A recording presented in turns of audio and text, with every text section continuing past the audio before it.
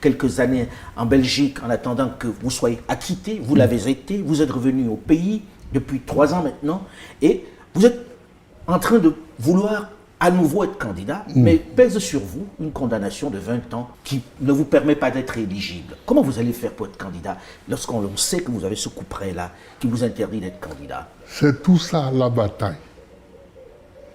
C'est tout ça la bataille. Mais pour faire court et expliquer, cette condamnation vient du fait qu'on m'accuse d'avoir braqué la BCEAO, c'est-à-dire la Banque centrale des États de l'Afrique de l'Ouest. Voyez-vous Gbagbo Laurent en train d'aller braquer une banque. Vous n'avez pas donné d'ordre d'aller braquer cette banque? Bon, donc, c'est grotesque.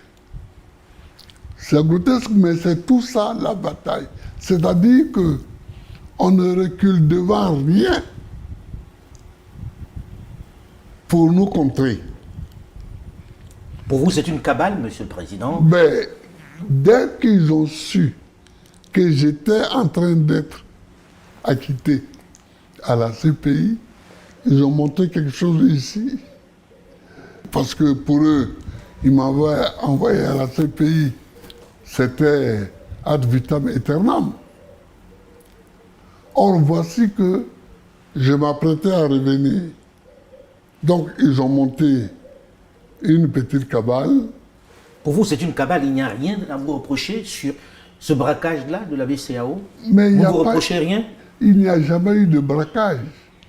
Quand j'étais président,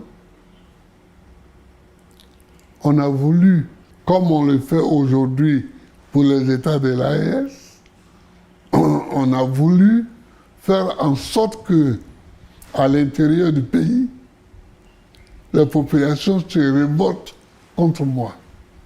On a coupé le robinet. Voilà. Donc, on a voulu m'empêcher de payer les salaires. Un matin, j'allais au conseil des ministres et j'apprends par la radio qu'un certain nombre de banques ont fermé et que tous les dirigeants sont partis hors du pays et c'était la fin du mois. Donc les salaires étaient déjà positionnés. Donc il ne fallait pas que les banques ouvrent. Donc j'ai décidé, arrivé au Conseil des ministres, de nationaliser ces banques-là et d'y affecter illico presto des Ivoiriens qui ont procédé au paiement des salaires. C'est ça le braquage? C'était le braquage, ça. Donc on ne vous accuse pas de vous être enrichi avec ça, c'est d'avoir payé les salaires. Voilà. Et donc, on a payé tous les salaires. Et quand on a vu que le braquage ne prenait pas avec moi, c'est là qu'on a décidé de me vitrifier. On va parler de la vitrification. Voilà. J'ai dit qu'on était 4 condamnés. Les 3 autres sont amnistiés.